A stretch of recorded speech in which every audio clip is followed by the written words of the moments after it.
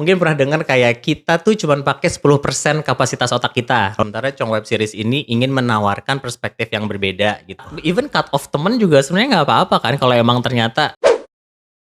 Kalau ngomongin hati dan otak tuh biasanya berbeda.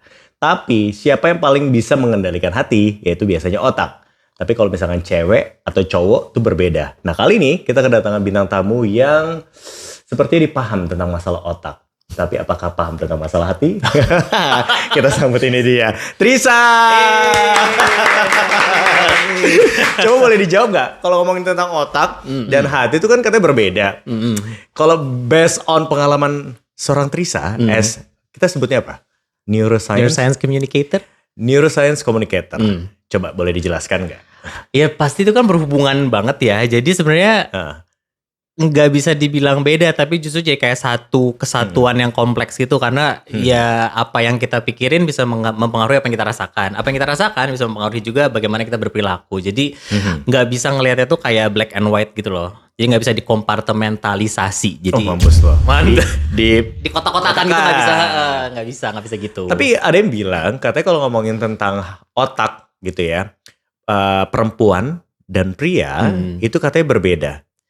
Yes and no. Oke. Memang ada sedikit perbedaan struktural, tapi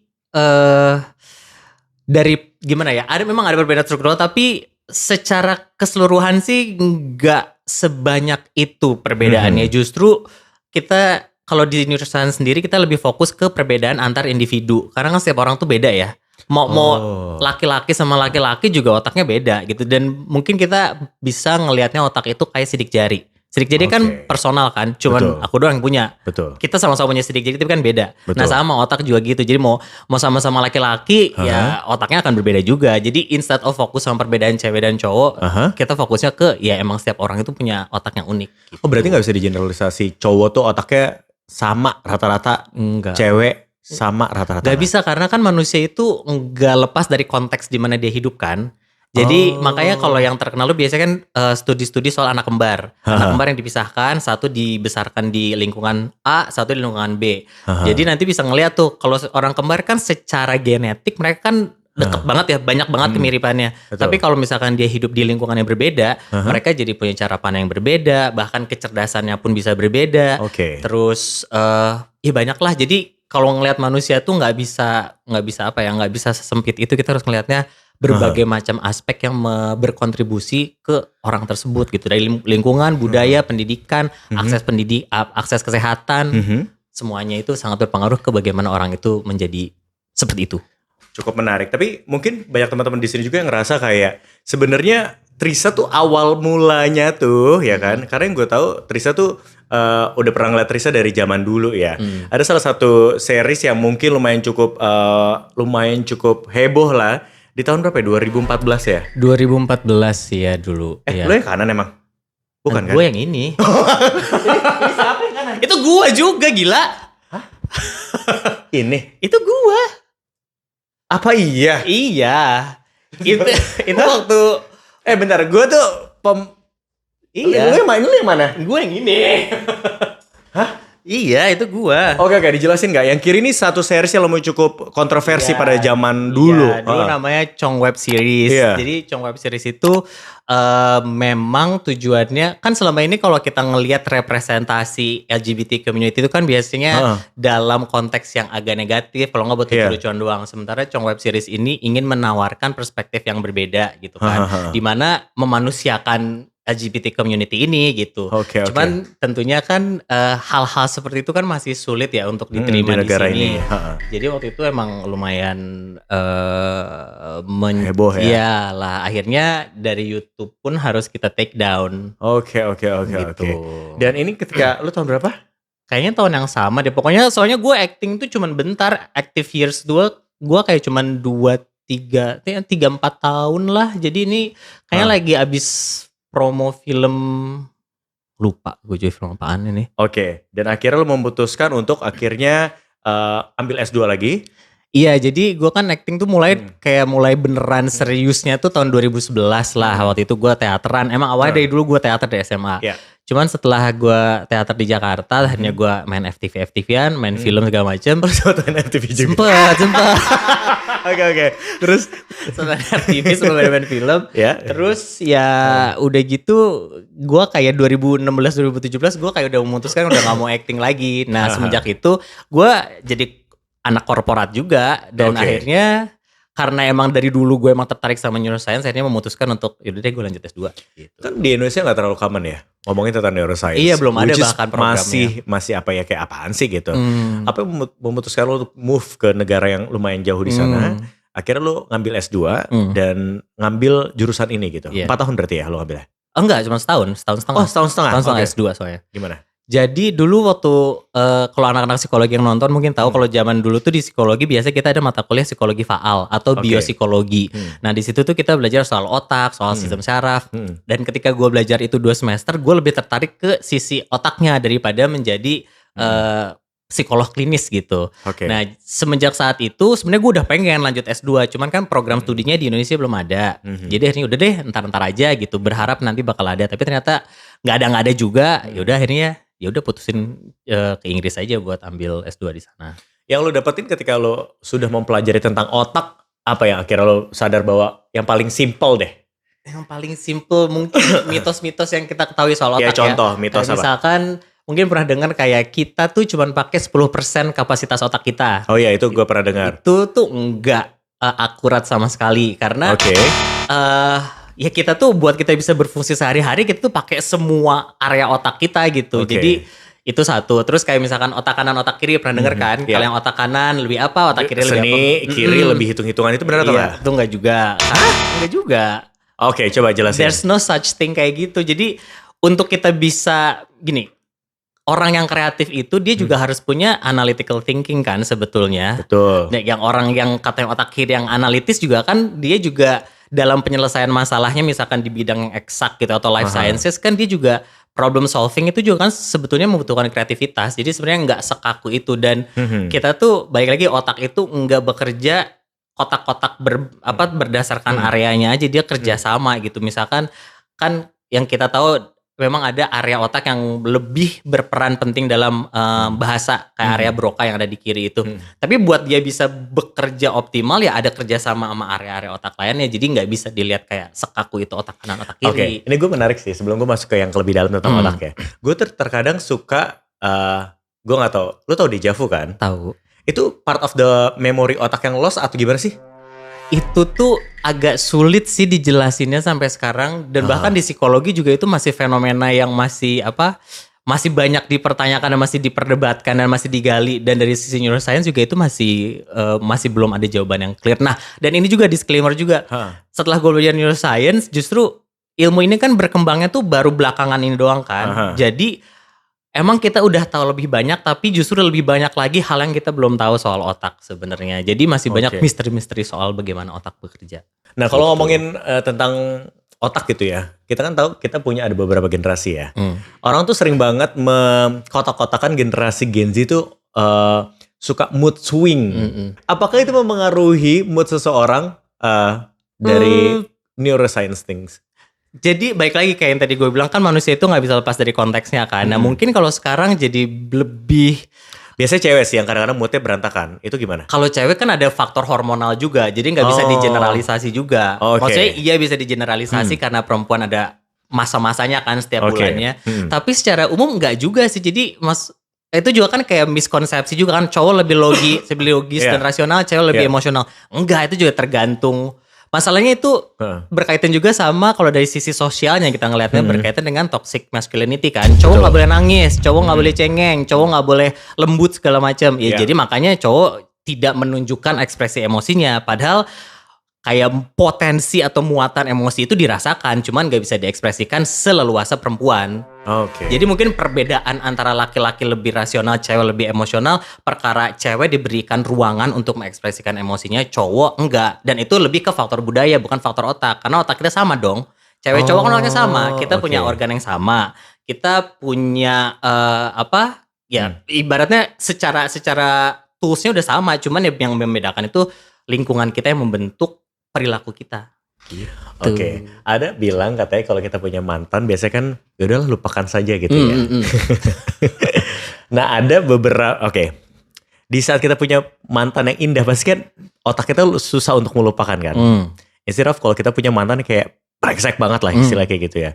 Menurut kamu dari pandangan neuroscience gitu ya, seberapa besar sih pengaruh otak mempengaruhi apa ya namanya ya, kesehatan dan segala macam gitu. Karena kadang-kadang orang tuh suka ngomong, ini karena kebanyakan kepikiran nih, jadi gampang stres nih, sakit nih, pasti gara-gara putus pacar. Sebenarnya kan di otak kita kan nggak punya tombol delete kayak di komputer kan, jadi memori tuh nggak bisa hilang begitu aja. Tuh dengerin. tapi ya. Jadi kalau misalkan ada peristiwa yang memiliki muatan emosional yang tinggi, otak kita relatif akan menyimpannya dan mengingatnya lebih lama. Tujuannya apa? Karena otak kita ini kan dirancang untuk bertahan hidup kan, untuk melindungi kita supaya bisa bertahan hidup. Jadi kalau ada pengalaman emosional yang tinggi banget, yang bener-bener membekas buat kita, itu tuh it's either kalau misalkan pengalamannya bagus, itu jadi di otak, oh gue pengen nih ada pengalaman ini lagi gitu kan, karena ini menyenangkan rasanya. Tapi kalau ada pengalaman yang menyakitkan, oh gue harus waspada nih supaya ini nggak kejadian lagi. Jadi tujuannya kan untuk melindungi diri kita. Jadi kalau misalkan kita nggak bisa lupa, ya memang akan lebih sulit dilupakan kalau misalkan ada pengalaman yang negatif yang sangat-sangat kuat, misalkan trauma sama pasangan atau apapun itu. Jadi memang caranya adalah bukan untuk melupakan, tapi untuk mengintegrasikan pengalaman tersebut ke kehidupan kita hari ini dan ke masa depan yang pengen kita bikin. Karena kan orang biasanya kalau ngomongin soal pulih tuh berharap kita menjadi orang yang sebelum hal tersebut terjadi gitu kan. Pengen seperti sedia kala. Sayangnya nggak bisa kayak gitu karena cara kerja otak juga sangat-sangat kompleks. Jadi mendingan kita mengubah cara pandangnya bahwa oke, hal itu terjadi, ini yang gue rasakan, ada perubahan, ya udah waktunya gue membuat masa depan yang baru berdasarkan pengalaman yang udah gue punya ini gitu. Sebagai seorang neuroscience communicator gitu ya, apa yang bisa dilatih sama teman-teman di rumah untuk membuat otak ini tuh sehat? Kadang-kadang kan kita ngerasa kayak, pastilah ya teman-teman di sini ngerasa, aduh gue lagi under pressure nih di kerjaan, overwhelm lah gitu, kayak otak gue kayak pengen meledak gitu.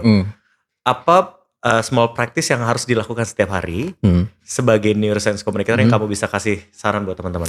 Nah, menurut gue yang kita penting miliki juga itu therapy skills are life skills menurut gue. Jadi skill-skill di dunia terapi itu sebenarnya harusnya semua orang tuh punya akses ke sana. Dan sebenarnya gampang banget dari mulai perkara latihan pernapasan. Ini latihan pernafasan harus kita lakukan setiap hari kah? Nah, jadi kita kan biasanya ibaratnya gini, kita baru ke psikolog kalau kita udah mumet banget gitu kan ibaratnya. Justru kalau untuk menjaga kesehatan mental, sama kayak kita jaga kesehatan fisik, lo mau six pack berarti kan lo latihannya rutin kan. Betul. Lo pengen kurusan dikit misalkan, kalau nggak pengen ada target berat badan tertentu, lo kan akan mengurangi makan lo dengan konsisten gitu kan secara bertahap. Ya sama untuk menjaga kesehatan mental juga nggak bisa, gue lagi pusing, gue langsung mau ini doang. Tapi harus dilakukan secara berkala. Makanya journaling itu kan kayak agak-agak overrated sekarang. Karena apaan sih journaling? Tapi sebenarnya itu salah satu cara untuk bikin kita, itu bermanfaat banget. Kalian tahu journaling? Yang nulis gitu ya?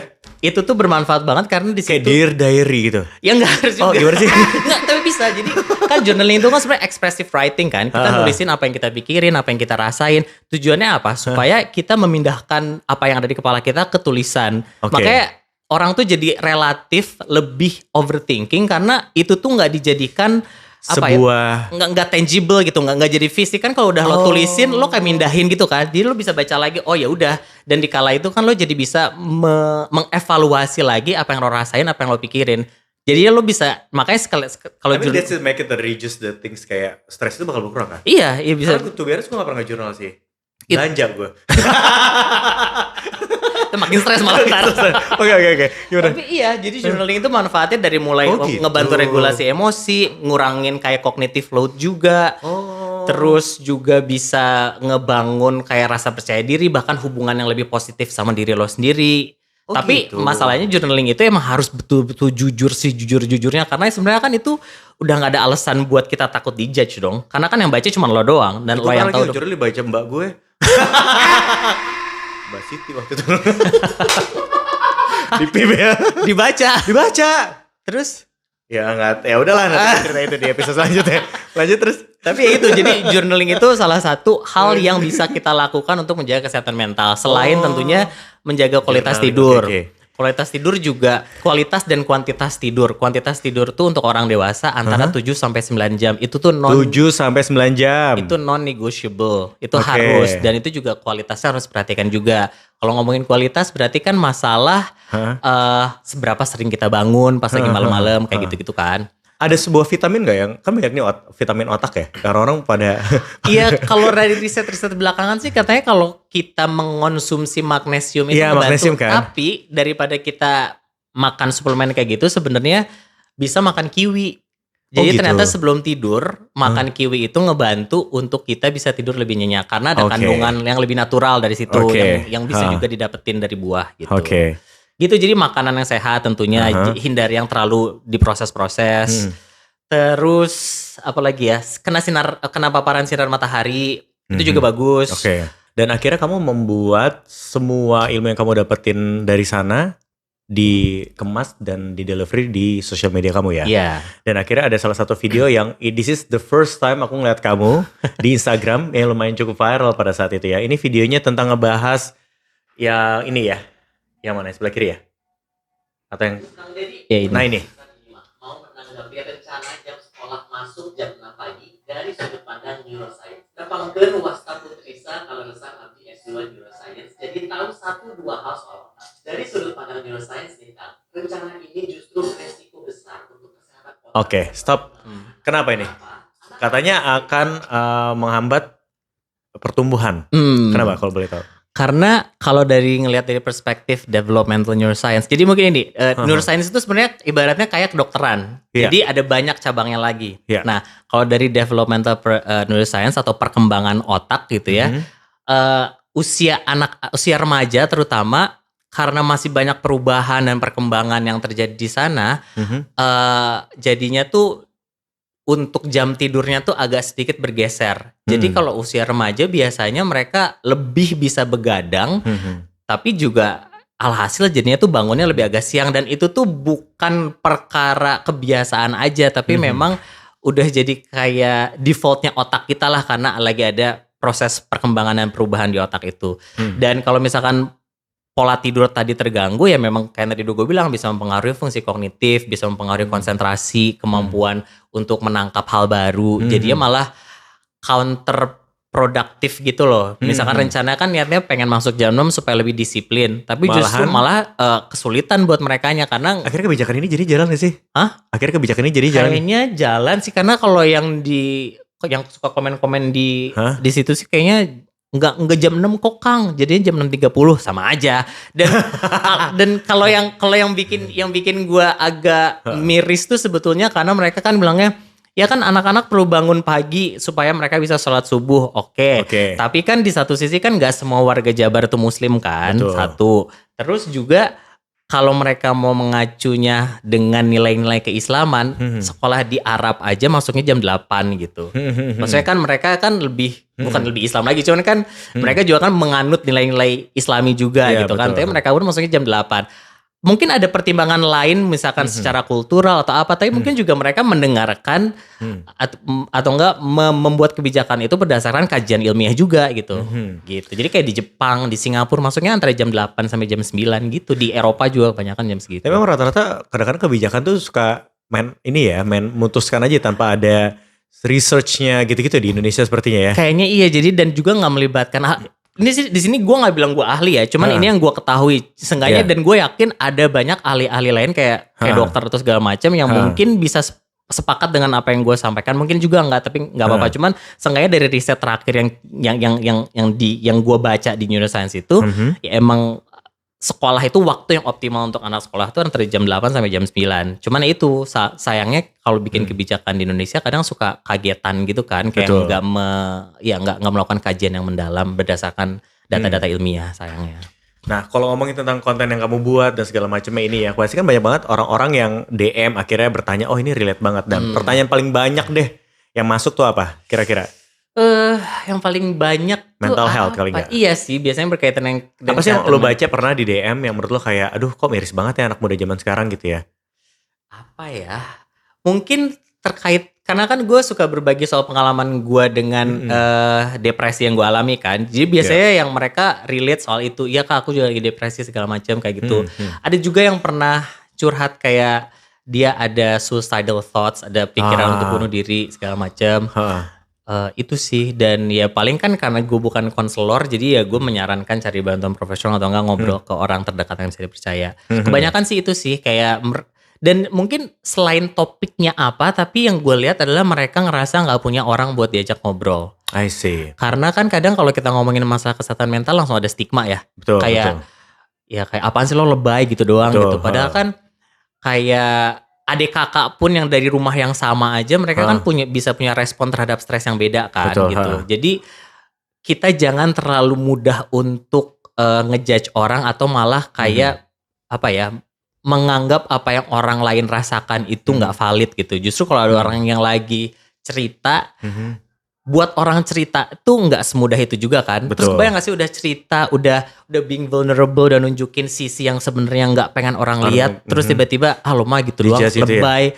Itu kan sangat-sangat gak enak. Justru itu jadi double penderitaan buat si orang yang cerita kan. Justru emang PR-nya tuh, kalau PR ngomongin soal kesehatan mental bukan cuman yang berkaitan untuk orang yang mengalami tantangan kesehatan mental atau gangguan kesehatan mental, tapi gimana orang-orang lain as a society gitu kita paham pentingnya kesehatan mental itu seperti apa dan gimana kita juga bisa mendukung orang lain gitu. Mendukung sesama lah. Warga bantu warga intinya sih gitu loh. Oke, pertanyaan gue adalah ada gak sih kalau bisa dibilang kita boleh gak kalau misalkan untuk otak kita biar tetap waras kita nge-unfollow teman-teman yang menurut kita gak pantas untuk kita follow? Boleh aja, karena kan itu setting your own boundaries kan sebenarnya. Dan itu gak apa-apa banget. Dan maksudnya kayak even cut off temen juga sebenarnya gak apa-apa kan kalau emang ternyata relasinya tuh gak bermakna gitu. Karena kan kalau ngomongin kesehatan mental kan salah satu faktor yang pentingnya juga kan memiliki relasi sosial kan. Tapi kan gak asal relasi sosial dong. Harus relasi sosial yang hangat dan bermakna. Kalau lo punya relasi sosial sama si A ini tapi justru hubungannya malah toksik dan enggak enggak memperkaya kehidupan lo gitu. Bukannya bermaksud transaksional ya, tapi kan kita harus win to win ya. Iya, kalau misalkan enggak memberikan makna yang lebih buat hidup kita ya ngapain gitu. Malah buang-buang energi kan sebenarnya. Oke, now it's time to challenge with Trisa. Kita bakalan nanya sama Trisa, kira-kira pilih mana? Nah kali ini pilih mananya adalah curhat ke teman yang suka bilang gue juga lebih parah atau dipendam sendiri sampai meledak gak jelas. Gue mendingan simpan sendiri sih. Lu sudah apa sih? Sagittarius. Lu Sagittarius yang beda sama kayak gue deh kayaknya deh. Gue gak pernah pendam, gue bau jordarder. Tapi kalau misalkan kita lagi curhat, kayak gue gitu doang, gue mau lebih parah. Gue mendingan gue males sih, gue lempar ke orang lain sih. Oke, pilih mana? Kerja keras tapi gak diapresiasi atau diapresiasi tapi ngerasa gak pantas atau impostor syndrome? Kerja keras tapi gak diapresiasi karena kalau gue gak perlu juga sih. Karena gue lebih percaya sama proses yang gue alamin dibanding apa yang dilihat sama orang. Karena kan proses dan perjalanan yang gue laluin itu kan sesuatu yang gak bisa diambil dari gue kan. Betul. Mau orang ngeliat wah si Trisa hebat ataupun enggak, gue kayak gak terlalu peduli. Yang penting gue udah ngejalanin, gue ngelakuin usahanya. Even orang pun juga ngeliat ya? Gak apa-apa. Oke, nice. Pilih mana? Mental sehat tapi hidup biasa aja atau kelihatan sukses tapi tiap hari ngerasa kosong? Yang pertama lah, mental sehat tapi hidup biasa aja. Gue juga, oke. Kalau bisa sih ya sukses tapi mental sehat. Oke, pilih mana? Kesepian tapi damai atau rame tapi capek pura-pura jadi orang lain? Kesepian tapi damai lah. Itu malu banget ya? Iya. Anak rumahan sejati gue. Salah nih pertanyaan nih Jen. Ini mah gampang banget ya udah langsung pilih nih. Orang gak pernah kemana-mana. Pilih mana? Menghadapi rasa tidak cukup dan memprosesnya perlahan atau mengalihkan diri dengan kesibukan agar tidak perlu merasa apa-apa? Yang pertama, karena gue mendingan merasakan daripada gue nggak merasakan. Karena kalau misalkan gue mengakui dan mengidentifikasi apa yang gue rasain, gue akhirnya bisa mengambil langkah yang lebih real kan untuk menghadapinya kayak apa daripada cuman kayak distraksi doang gitu. Justru kalau kita sibuk ngedistract diri kita dari hal tersebut malah lebih capek ke kitanya. Oke, jadi lu prefer menghadapi rasa tidak cukup dan memprosesnya ya? Ya gue setuju sih. Dengan diproses. Oke, itu deh challenge. Udah itu doang. Udah. Tapi gue mau nanya deh sebelum gue closing. Kalau ngomongin sekarang kan banyak banget di sosial media kita compare with others kan ya. Dan itu ngebuat kita menurut gue otak tuh jadi berisik. Otak tuh gak zen lah. Mau apa istilah udahlah tenang lah, kita gak usah compare. Gak bisa, kita setiap hari ngeliatnya sosial media. Apalagi buat kita yang kerjanya di dunia digital gitu ya. Menurut lo detox sosial media itu penting atau enggak? Mungkin atau tergantung? Mungkin tergantung ya, tapi kalau misalkan ngomongin soal perbandingan, memang secara evolusi otak kita itu sudah dirancang atau terbiasa untuk membandingkan kita dengan orang lain. Tujuannya tidak lain dan tidak bukan kalau zaman dulu ketika kita masih jadi manusia purba gitu ya, kita kan harus hidup dalam kelompok kan, kita perlu membandingkan dengan orang lain supaya kita tahu posisi kita di kelompok tuh kayak apa sih. Dulu kan gitu kan. Dan sampai sekarang ya masih ke bawah kan. Jadi kita kayak ngebandingin sama orang lain gimana gue sama dia. Tapi ngebandingin tuh sebenarnya enggak selalu buruk. Mungkin tapi tergantung gimana cara kita ngelihatnya. Kalau misalkan ngelihatnya, gue ngelihat oh Ginza hebat nih udah punya misalkan udah punya tim yang banyak banget segala macem. Gue gak ngebandingin dan gue bilang gue gagal, tapi mungkin itu sesuatu yang bisa gue capai di kemudian hari. Itu jadi inspirasi gue, itu jadi motivasi gue. Mungkin itu jadi cara ngelihatnya kayak apa. Dan soal detox bisa jadi kalau emang itu yang emang dibutuhin, kalau misalkan udah terlalu berisik gitu ya dengan perbandingan segala macem. Dan yang paling penting sih emang kita harus set boundaries aja sih, kayak gue waktu dulu yang ketagihan banget sama sosial media, akhirnya gue bikin jadwal, gue buka sosial media cuman jam 9 pagi, jam 2 siang sama jam 7 malam. Ini bener nih? Iya, gue cuman dijadwalin dulu supaya gue screen time-nya gak kebanyakan gitu. Apa yang lo lakukan? Apa kalau nggak screen time ke sosial media? Lo nulis, baca. Terus jalan kaki, kan gue seneng jalan kaki kan. Di rumah gitu? Iya, keliling komplek aja. Di rumah. Dapur, kamar mandi. Kayak The Sims. Saya gini. Oke. Itu. Terus kayak nyobain apa sih hal-hal baru. Yang lebih apa menggunakan fisik gue gitu. Kayak gue belajar menyulam segala kayak kakek banget, tapi gue belajar nyulam, gue belajar embroidery, gue belajar gambar. Gue kan gak bisa gambar sama sekali, gue belajar gambar, baca buku. Dan itu kalau gue tidur sih itu juga tidur. Kalau enggak Asli anak-anak di sini yang lain pada tidur juga deh kayak itu ya. Kalau nggak nonton gitu. Nonton ya, oke, cukup menarik ya. Jadi gue cara nguranginnya itu. Sampai sekarang jadinya agak kebiasaan gitu. Jadi gue kalau buka social media, buka handphone tuh nggak selama itu. Itu mungkin jadi salah satu tips juga, kita bisa ngeplot-plotin waktu. Iya, ibaratnya kayak makan deh. Kita juga kan makan nggak nonstop dari pagi sampai malam kan. Ada makan makan pagi, makan siang, makan sore, makan malam. Ya gue juga buat itu salah satu cara untuk mendisiplinkan gue gitu. Oke, mulai besok gue juga gitu deh. Bener ya? Gak bisa. ngecekin media gak bisa kayaknya. Thank you so much Trisa. Terima kasih. Udah main ke Intercom. Sama-sama. Semoga teman-teman yang ngebahas tentang otak, pembahasan tentang gimana caranya memelihara otak, terus menanganinya, terus menghadapinya, mudah-mudahan di Intercom kali ini. Jadi diterima nih? Insya Allah. Jadi HR. Jadi HR ya. Thank you, terima kasih. Bye.